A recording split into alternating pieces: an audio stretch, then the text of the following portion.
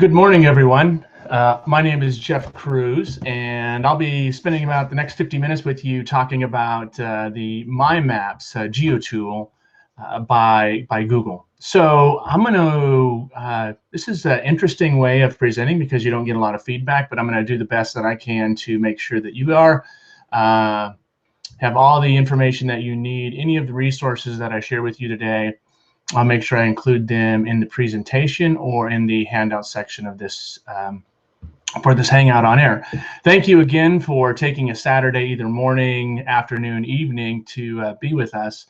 I'm going to talk a little bit about maps and why maps. So I'm going to go ahead and start a screen share of a presentation, and we'll take a look at some of the whys and the wherefores here. So let me share my screen here and click on share, and now you're able to see my presentation. Again, my name is Jeff Cruz. I am up here in beautiful Western Montana today, coming to you live, Google Education on Air. I am a classroom teacher, 7th and 8th grade science teacher, tech coordinator, and have stepped out of the classroom now. Me and a business partner started a company called Beyond the Chalk. You see that down in the bottom left-hand corner. And we now do professional development across the country for teachers just like yourselves. We also serve on the GTAB board, which is the Geo Teachers group for Google. We work with John Bailey there at the Google Education Department. He is the Google Geo outreach person for Google. So yeah, that's a little bit about me. I'm going to jump into the next slide here, and let's take a look and see where we are in terms of this presentation. I hope that some of you are out there looking and following along here. If you are, would you please just take a minute and fill out this form? So we're going to capture some information because I want to show you how Google My Maps is able to take data, excuse me, data like, for example, where you are from, and put it into a map, which in an education realm could become very handy and useful. So because we are, at least in the US here, we are part of a high stakes testing revolution, I thought it would be a good idea to kind of immerse you in that experience. And so before we do that, though, here's what I want to talk about. This is my belief. I believe that if we can change someone's perspective, we can begin to have a change or make a change in their reality. So when we start talking about our students, anytime that we can take the perspective and morph it, change it, and have them look at the world in new ways, I believe that we can begin to change the reality. We give them a much broader lens to look at the world through. So that's where I'm going to be working from today, is that idea that we need to start looking at helping students see the world from new perspectives. So again, like I said, in an effort to give you a sense of what it's like to be part of the high stakes testing realm, I'm going to give you a test. Now, I can't see you, so I don't know if you're cheating or not. So this is just going to have to be I'm going to have to trust you that you're not going to write anything down. So on the next slide, there are several symbols. You're going to have between 5 and 10 seconds to memorize as many of these symbols as possible. So now, before I do that, I'm going to go and turn on my questions and answers so I can see, actually, I can see if anybody has questions and answers here. But like I said, there are several symbols, 5 to 10 seconds to memorize as many as possible. Please do not write them down. On your marks, get set, go.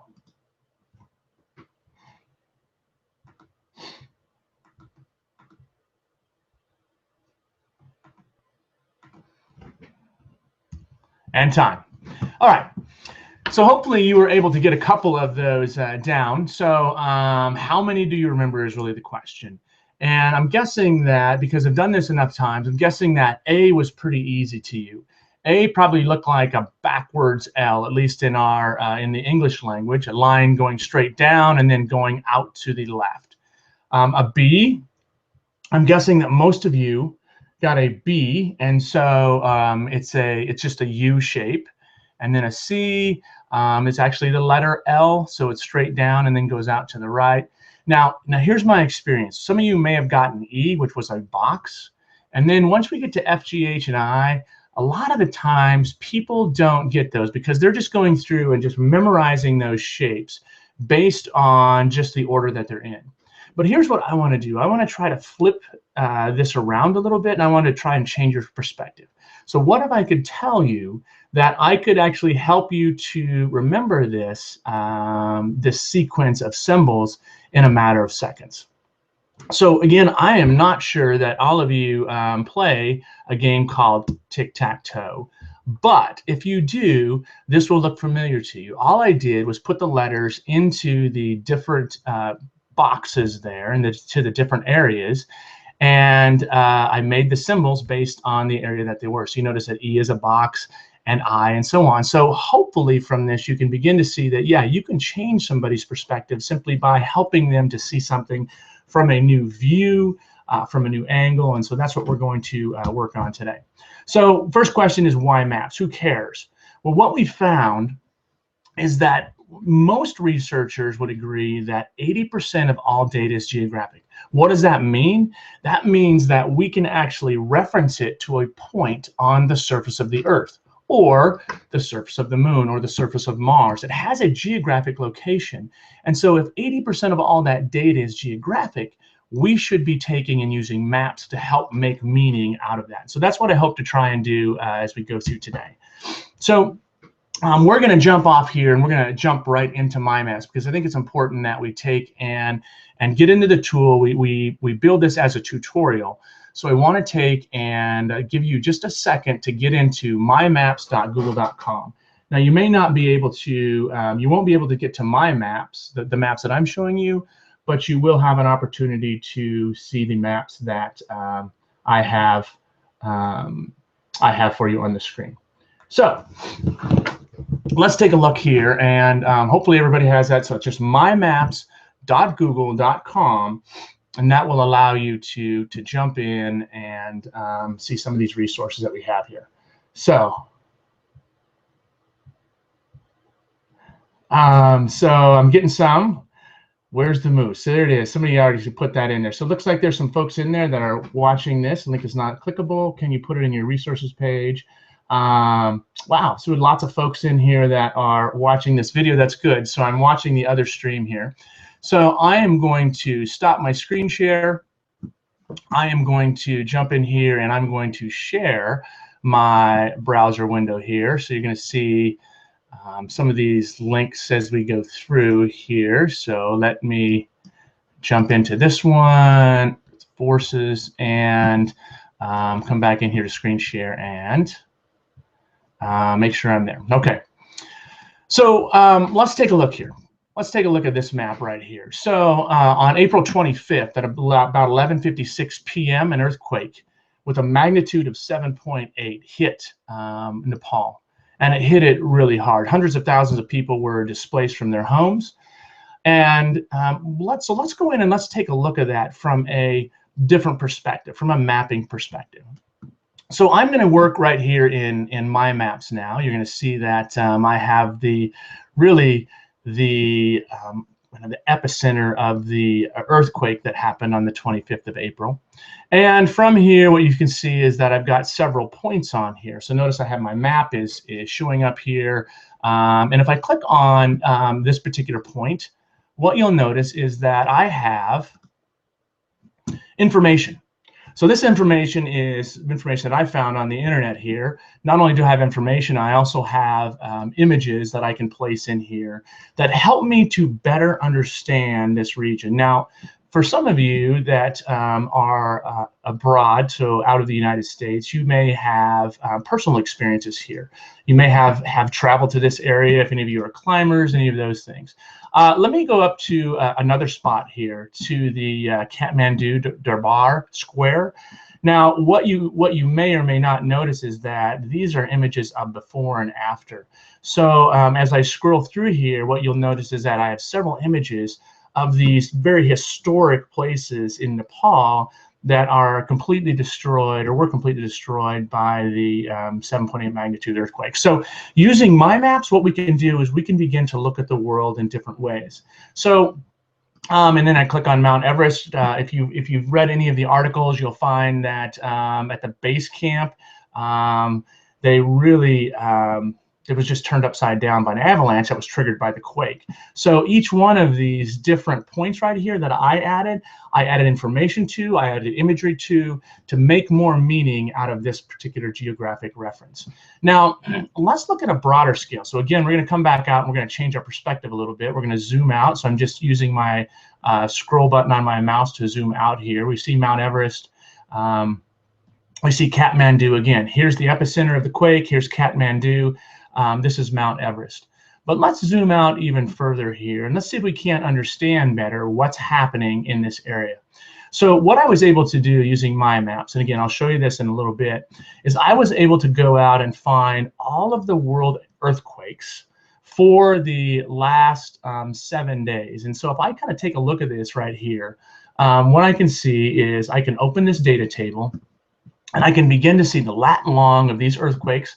I can see the date and the time that these earthquakes happen. You notice from April 28th through the 27th. So that's a 24-hour period there that these earthquakes happen. I can see the magnitude, the depth of these quakes, and so on. So I just went on and I can click on any one of these points here and see the magnitude, lat long of this earthquakes, and begin to understand this. Now, what's interesting is that we can see these quakes are happening in several locations around the world. But what does that mean? Now, here's my feeling about this. I believe that better information leads to better decisions.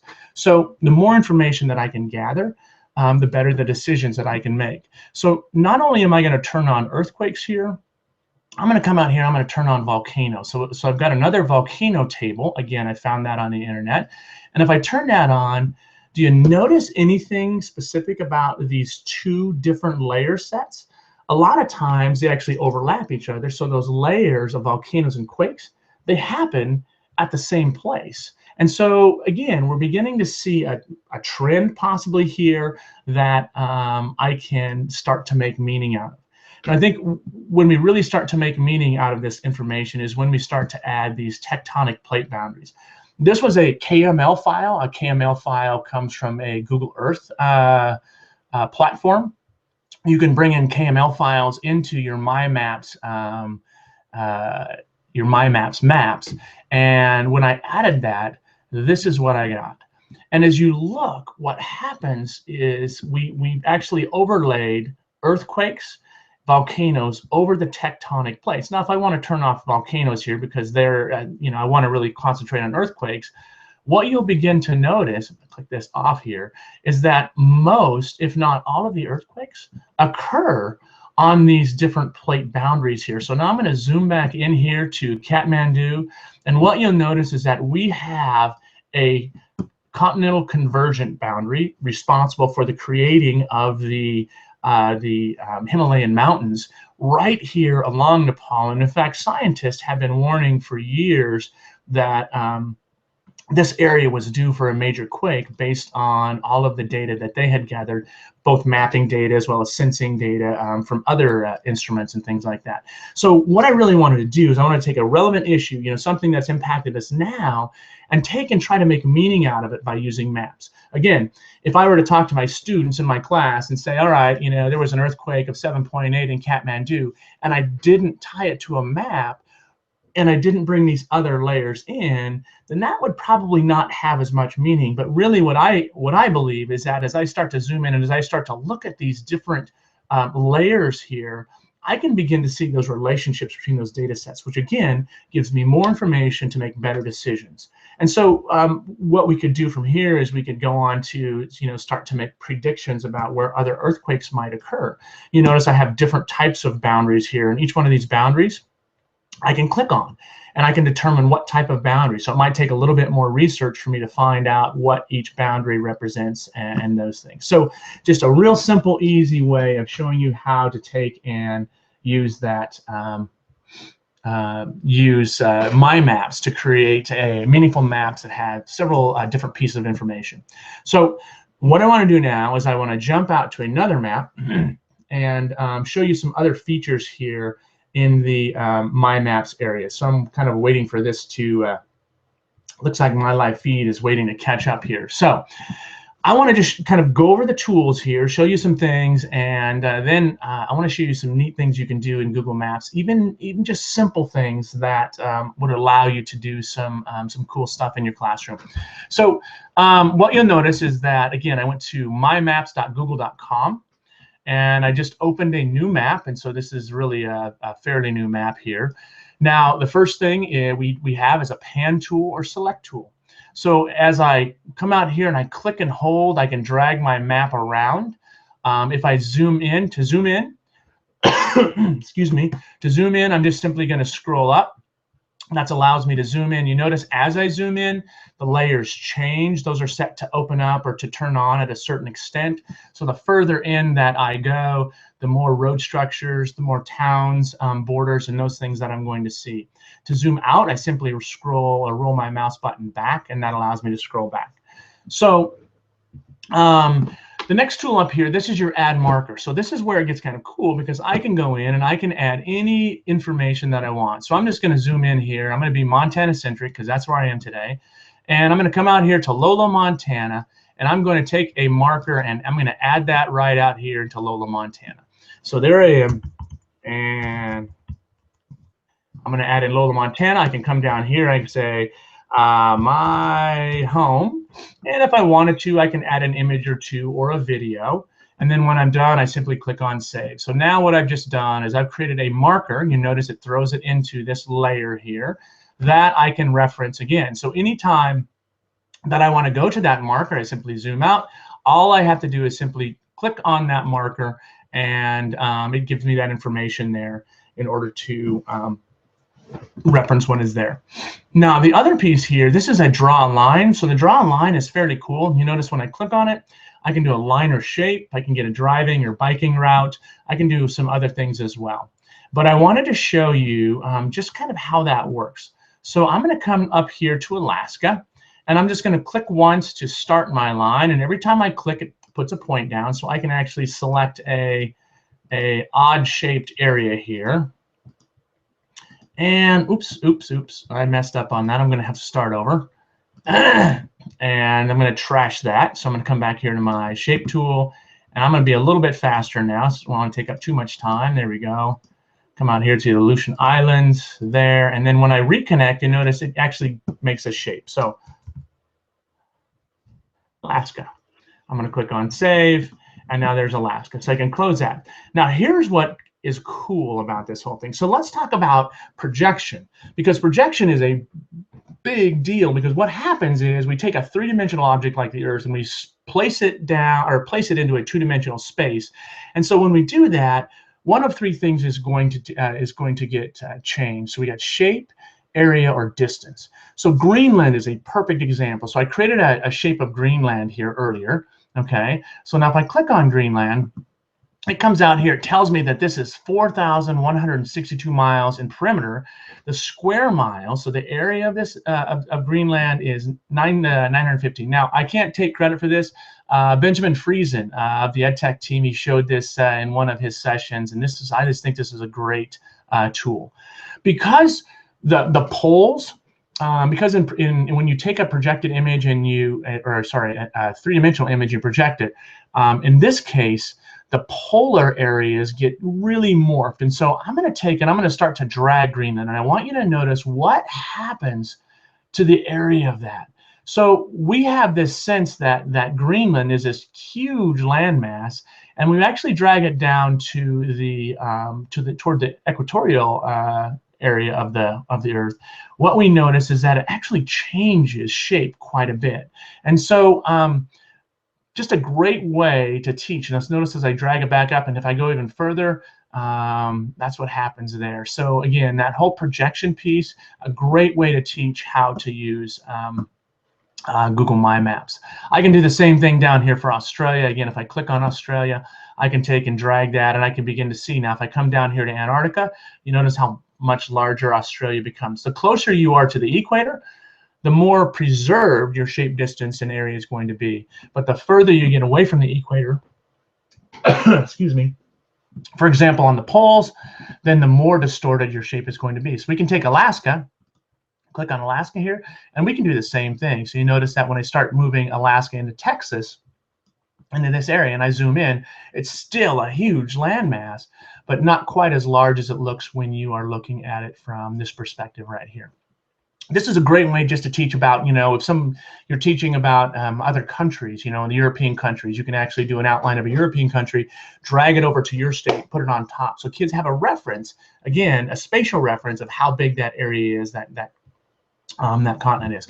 We always, we travel a lot in our position, and we do this a lot with the folks that we're seeing, because they don't realize just how big Montana is, and we have to travel from one side of the state to the other. So that's those tools. Again, notice that I can do a driving route, so I can actually, it'll give me directions to certain areas if I want, or biking or walking route as well. Again, if we start to think about how we can use this in our classroom, I'm going to show you an example of walking routes and or biking routes that you could use for your students. So, oops. I'm going to zoom out of there. So I also have directions here, which again, it's going to allow me to add driving directions, so I can put in Lolo, Montana, my home, and I can tell it I want to go to New York City. Oh, there we go, New York, New York. And it's going to tell me exactly how to go. So it's going to give me those destinations, and I can notice I can add another destination. So if I want to go from one place, from point A to point B to point C, I can do that as well. And it adds that as a whole new layer here. So I can turn layer options on, turn layer options off, different things like that. Now, the last thing I want to show you here is your measure tool, because the measure tool gets pretty cool. So what I can do is I can measure distances, areas, and those types of things. So I'm going to take Wyoming here, for example, and notice what I can do. I can just take and I can come around the outside of the state, and I can begin to measure things. And again, it's going to allow me to connect those. It tells me the square miles. It tells me the perimeter there. So what I could do very easily is I could begin to plot courses. I could begin to plot walking routes. If I'm all the way in here to Nebraska here, and I zoom into, well, let's just see, there's Omaha right here. I'm going to zoom into Omaha here, and let's say I have a school and I want to know how far it is to walk around this lake right here. I'm just going to come out here and I'm going to start taking and using my measure tool to start to do that. So, I mean, I can see this being used for plotting, areas, for walking areas. You might do a running track. So let's say a cross-country coach wants to know how far it is to run from one spot to the other. Using my maps, you can start to build these different routes and understand how many miles, how much distance, how much area. Weed mapping for teachers. You're doing a weed mapping and you want to know the area of a certain range, you could do that as well. So lots of different options for you to do there. So let's see. I'm looking at the different pieces here, the different questions, and looks like, all right.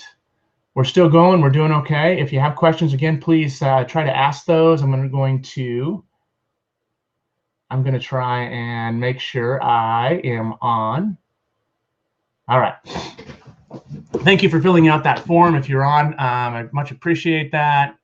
Oh, look at that. I have 21 people that have signed up for this. That's awesome. Okay. So we'll come back to that in just a little bit. So back to the tools piece. Whoops, I got and I hit escape to get out of that tool. So I wanted to turn that off. And those are some of the tools.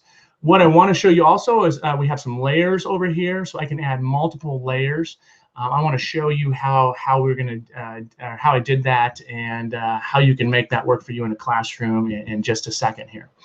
So let's go back to classroom. So we're in a classroom. We're studying European history, and you have your students taking and looking at some different countries. So a lot of times we have country reports, right? What's the flag?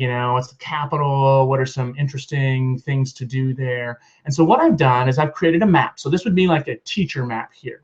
And I've got several countries that I've listed here as possible countries for my students to research. So let's say I assign Rob, Ireland, and then let's see who else is in here. Kelly's going to get the United Kingdom, and Germany goes to Carrie, and then Mike, you get Finland, and so on and so on and so on. So I've just assigned you a map, or sorry, a country. So what you would do is you would go out to My Maps and you would create your own country map. Now, I want to show you a couple things that I've done, again, to help you understand the tools. The first thing I did when I created this map is I created or changed it, the base map.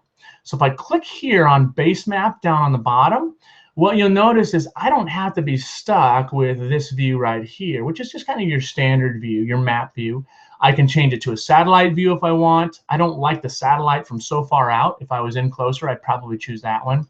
I choose the terrain. I chose a terrain piece here just because I like the look and feel. But you notice I've got some different options here for my maps. And here's what I like about the whole My Maps in Google. You can take and have the kids kind of express their own creativity. I don't have to have everybody use this same map that I am. We can use all different kinds of maps.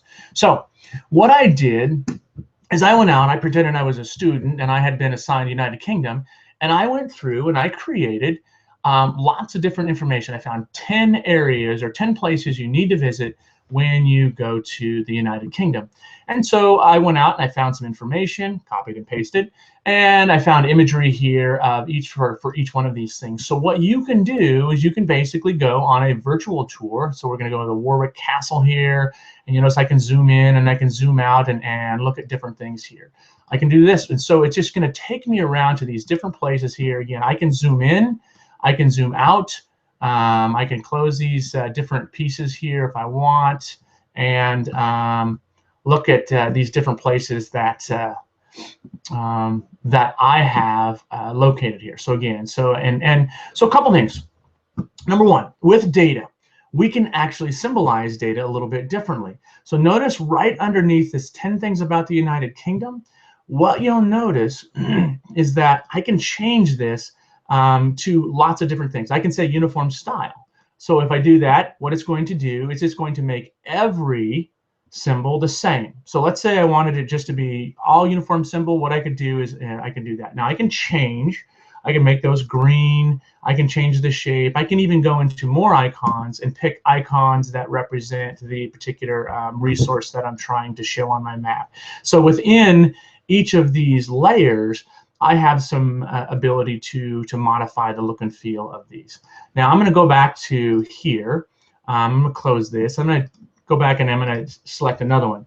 I can do individual styles, or where it gets real powerful is I can do it by style by data column. Now right here, this isn't going to work very well, excuse me, but I'm going to show you another example where it would work very well. So I'm going to come back here. I'm going to change it from sequence of colors and letters. It knows that I've got 10 pieces here, so it's going to label them A through J, and then I'm good to go. So this is my student map. Now, here's where it gets kind of cool.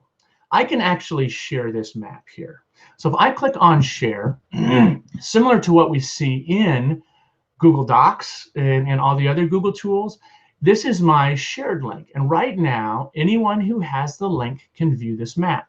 So if I copy this right here, this link right here, I can now put that into another tab, share it via email, or even more importantly, especially from a teacher perspective, I can actually map stack. I can stack maps on top of each other. So I'm going to go back to my European map now, and I'm going to go into the United Kingdom. I'm going to click on that, and then I'm going to click on my edit tool, and I'm just going to come in here and I'm going to say Control V. And now what I've just done is I've just linked to my map on here. So if a teacher comes into here, into their map that they created, now what I wanted to show you here is another couple things. So what a teacher can do is they can actually share this with all of their students. And then once she or he does that, that student can then create their own map, come back to the teacher's map and add their link. And so now a teacher, what she or he will have is she will have individual maps linked off of her map. So let me show you one other thing here, because I think that it's important to talk about this whole idea of collaborating, across these Google tools. I have some groups that are already set up. So if I type in new slate, one of the groups that I have is called new slate. So if I click on that, what it's going to do is it's going to share that with all 16 contacts. You notice that it says 16 contacts down here, so that all 16 of those individuals will receive or be able to share to this particular one. And notice I have can edit, because in order to put their link in, they have to be able to edit the map. You're going to teach your students about how to properly access this information, about the proper conduct when you're collaborating with lots of different people, those types of things. But it's very powerful. We always talk to teachers about, at the first of the year, you kind of have to front load some work. One of the things we always ask teacher or recommend to teachers is that they make contact groups. So in your Gmail, under contacts, you can make contact groups of your classes. You do that one time at the beginning of the year, and anytime you want to share a resource, whether it's a MyMaps or Drive or document or slide presentation, all you have to do is enter that group name in, and all of those individuals are added at one time. So once we do that, I can click on that to get rid of that. I can add a message that's going to send them an email, and they're going to have access to that map. So European countries, what we did, excuse me, is as a teacher, I created a reference map for all of the countries my students are going to explore. And then I'm having them go out and create their own map. They then go to their own map. They click on the share icon. They grab this URL right here. And once they grab it, they come back into my map. They click on their country. They go to edit. And once they edit that, they paste that link in. And now when I click on that, let me come back out of here. I'm going to show you what happens. It's going to open another map for the United Kingdom. And that's going to allow you to do different things. Now, what's really cool is that as a teacher, if you're teaching, world history or something like that, you could have one base map. You could have multiple secondary and tertiary maps included on here. So for example, if I wanted to, I could have my first map, instead of it being European countries, it could be planet Earth. And I could go to different countries. And then once I clicked on a country, it would go to my European countries, Asian countries, North American countries, those types of things. So there's lots of things you can do in here in terms of nesting maps together in order to get them, in order to get your students to work with different data sets and reference that material via map. Because again, what we're doing is we're giving information place, right? That ability to put it onto a map. So it's not just in this ambiguous context of, well, it happened somewhere in the world. We're actually putting a point on the map, and we're pointing to that area where this happened. So that's the European countries piece. Hopefully you guys are following along. Creating a personalized map is interesting you. Come a Google Trek session by Dr. Alice Christie. Okay. Awesome. I'd love to see Google Treks. In fact, I'd really love Dr. Christie to have a Google Trekker. I've been trying to figure out a way to get one of those up here to Montana and take it into the Bob Marshall Wilderness up here. I think it's the largest contiguous piece of wilderness in the lower 48. So let's jump into another map here. So this one here is more of a map for a school. So again, we're trying to find ways to take and make meaning out of information, out of maps. And we also, I think what's important when we start to work with maps is that we do something that's important to the students, something that they can identify with. Now, it's really hard for students. Most students that we deal with, they really haven't traveled much. A good majority of those students haven't traveled much outside of their community, but they know their community very well. So we're going to take a look at a school in Missoula, Montana. It's called Hellgate Elementary, and that is a real school. That's a real name. It's called Hellgate Elementary. Now you notice that I have a couple layers. The first layer that I have turned on, notice it has a check mark there. It's turned on here, and I've got the 3 buildings that make up Hellgate Elementary. The Hellgate, I think this is the 3-4, and then the 6-8, and then the K2 building right here. Now, one of the things that that Hellgate Elementary deals with is moving students from this area right here, which is a very high population. In fact, what I'm going to do is I'm going to come out here, I'm going to turn on my satellite imagery. So you notice all of the houses that we have here in this area. And then we have Flynn Lane. Now, Flynn Lane is a major thoroughfare from Broadway all the way to Mullen Road. And sometimes folks just don't slow down as they're going through here. So we have a real concern with kids crossing Flynn Lane right here at this intersection. You notice there's a car going through that intersection right now. So what we're able to do, excuse me, we're able to take and add layers. And so we created a Hellgate students. So let's take a look at these students and notice that I've taken and styled these by grade. So these are where the different students live. So I've clicked on this. You notice it's a female, grade 4 or 5. This is where they live. And by the way, these are made up. This is Sarah. These are made up names and addresses. And I can see over here, I've got a K3 student named Naomi and a 4 or 5 student here named Rebecca and Jane. And let's see what we have down here. And all the way down here, I've got some other students. So this I could pull this from a database. You can import CSV files, Excel files, different types of files into My Maps. So now instead of, when that comes in, they're going to come in as a uniform style here, right? And I can actually set labels, or I can turn off the labels. So maybe my labels I want to be named. So I can say, okay, this is where each one of the students lives. But what I wanted to do is I wanted to figure out what grade level they were. So I'm going to come down here again, based on my data table. I can style it by column. Now I know I have gender, so if I style it by gender, I can take and I can see where my males and females are. And I'm not going to put labels on there because I have that information. Oops, that information right here. I have 6, and it gives me the quantity for each one. Or in this case, what I want to do is I want to select my grade. And notice I have 2 ranges. I can select my range, and I can tell it I want 3 ranges, and it's going to give me, or let's say I want 8 ranges. Let's see what it gives me here. It's only going to let me do 3 because there's only 3 ranges within my data set. I can set the label to name. I can change my color if I want. And let's say I want to change that to, oops, let's change that to green.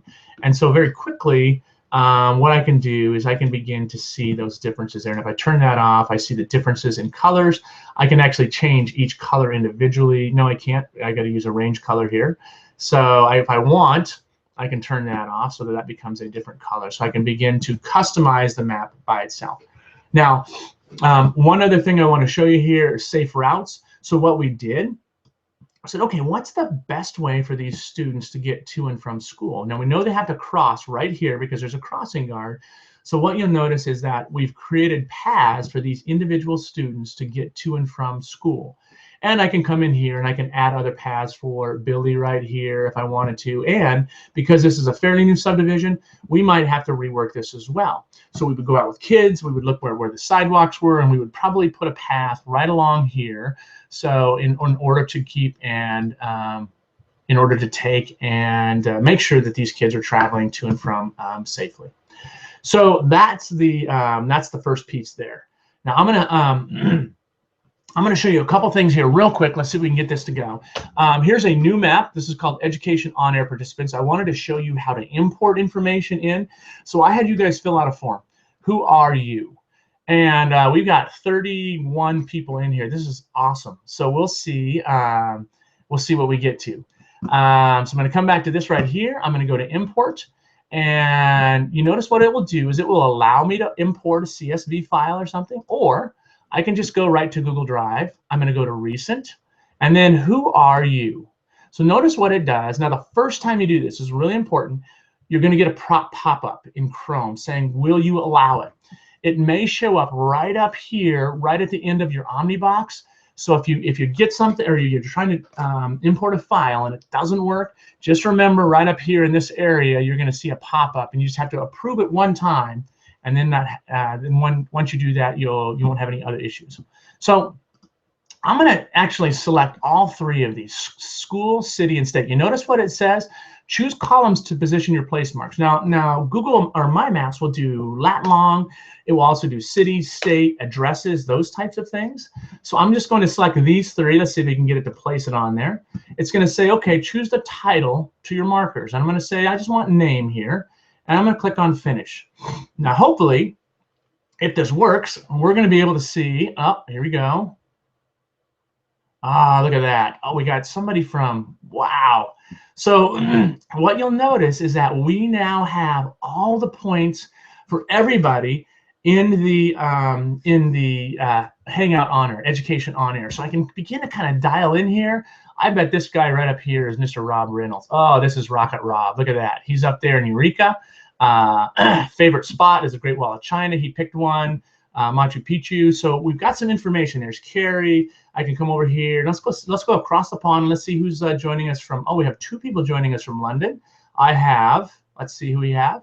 Kathy, and I don't know how to pronounce that name. So welcome everybody from across the world. This is pretty cool. Somebody down here from Brazil. Very cool. This is Arlette. I think we met at one of the Geo for Higher Ed workshops there at Mountain View a couple of years ago. So now I have all this data. Now what I can do, because I asked some specific questions, I can actually go and style by data columns. I ask you, what month were you born in? So what I can do, you notice what it does is it finds that there are this many labels. And when I close this, notice that I can actually very quickly go through and say, oh, it looks like June is the month where most of you, the majority of you were born. April, August, December, so on. And I can start to do looking at different information. What you'll notice is I've got 3 tables where it's not showing on the map because there's some errors. I can actually go into these and I can look and say, I really don't know where this is right there. So Essex, so I didn't put a country on there, so that was the issue there. And I'm not seeing, oh, Everett, how are you, Everett? Browning, Montana, I don't know why it's not finding Browning, Montana. Let's just do this. Let's see if it finds it now. Put in Browning Middle School. Oh, there it goes. Now it found that. So you see how that works? So I can actually take and go in and edit my data table. And when I do, it actually will go in and it will place that individual on that map there. So Google My Maps, very powerful tool that allows you to take and add data. So I think it's, and what it also does, I haven't talked about this yet. When I look at a data table, I'm going to open this data table up. It's really hard for me to take a look at that, especially if I have several rows of data, to make sense of it. When we move it onto a map, what we can begin to do, not only can we see the spatial reference, but we can also begin to see trends. So for example, I'm going to come up and style by, and what's your favorite 7 wonder of the world? And let's see what our choices are. So it looks like Machu Picchu right now is the overall winner, with 10 people voting on Machu Picchu as the favorite source. So, or the favorite landmark. Now, in my write-up, I also mentioned about getting data. How do we find data? So I want to take you to another site here. And this is a great site. So this is called, and this is kind of not a very well-known site here. It's just research.google.com/tables. And if somebody would put that into the comments down there, that would be awesome if you would do that. So it's just, again, it's research.google.com/tables. So the cool thing about this one, and this is where I got my earthquake data as well as some of my other data, is that I can actually take and find information on the web and then just import it right into my Google Drives. So let's just say I want to do earthquakes this time. And actually, I'm going to do it this way. Largest earthquakes. All right, largest earthquakes. And Google's going to go out and it's going to say largest earthquakes in the world since 1990. Now, notice that it gives me just a little shot of what that's going to look like. Now, here's what I need. I'm going to see, so I've got a location. It's showing me the lat. So I'm assuming it also has the longitude. I can come down here and notice that I'm not sure that's the one I want. So I'm going to show 49 rows here. So this one doesn't show me that it has latitude, longitude. This has 7 columns total. Let's look at that. So 7 columns total. I'm going to show more. So that must have latitude, longitude. So I think I'm going to just take, and I can see in the United States by year from 1990 to 2014, world's biggest 14 rows. I think this one here is the one that I want. So now when I see the one that when I actually find it, again, I can enter whatever search string I want up here. But once I find it, if I click on export data, it gives me the option of pushing it to a Fusion table, which is another Google tool that we're not going to get into today, or I can export it to Sheets here. And when I do that, notice it says successfully exported the table, open the spreadsheet. I can click here and I can open that spreadsheet up. And now I can begin to see the reference, the latitude, longitude, the magnitude. Wow, 9.5 in Chile in 1960. So now what I'm going to do is I'm going to come back to my maps. I've got my data pulled now from the web. I'm going to come back. I can click right up here underneath, underneath the title of the map. There's a set of 3 dots. If I click on that, I can say new map. And it's going to allow me, it's going to open another window. It's going to say, all right, let's title that map. And it's going to say largest earthquakes of the world. All right. And I can put in a description if I want. I'm going to click on save. And now notice down here, again, I have the opportunity to import. I'm going to click on import. I'm going to go to my Google Drive. I'm going to click on recent, and notice that the largest earthquakes in the world is right there. It's my first because it's the most recent one. The file has untitled columns. These cannot be used for place marks. Okay, so I don't worry about that one because I know I have a lat long here. I'm going to continue, and I'm going to use my magnitude as the label there. I click on finish. Excuse me, and that's going to import in my largest earthquakes. Now, one row couldn't come in. I'm going to dismiss that for now because we're going to moving on. And again, if we start to look at this, what you'll notice is that I've got all of the earthquakes. And again, each one of those I can click on. I can also change that sequence of colors and letters by magnitude. I can do a range of up to, let's just do 3, a range of 3. It's going to go in and it's going to do those. And so now I can begin to see where the most intense earthquakes, and that's going to be in Alaska, which was a, I don't see the, oh, there it is, magnitude of 9.2. And down here in Chile where the 8.8 and the 9 point, I thought there was a 9 point something down here as well. So that is very quickly how to do that. Now I'm going to show you one more thing here. I'm going to add a layer. Again, I simply click here and add a layer. I click on import. This time what I'm going to do is I'm going to select a KML file. So if I click here, select a file from my computer, I'm going to go and find the plate boundaries KMZ. So again, this is a plate boundary that I downloaded from the internet. I just went out and searched for plate boundaries for Google Earth. KMZ file, remember, is a file that opens in Google Earth, but it also opens in My Maps. So it's going to bring that in, upload that. It's going to look at the layering already for the found in that KML file because that comes with that. And what you'll notice is that I now have plate boundaries now that I've included from around the world that I pulled in from a KML file. So I guess in finishing is what I'd really like to do, just kind of go through here and just say maps are incredibly powerful. They help us to tell a story. They help us to visualize data, and they can help your students to understand data better and begin to analyze data and make better decisions about the world in which we live. So thank you very much. I'll look down in this comment down here if you have questions. These education presentations can be accessed at a later time. There will be a link.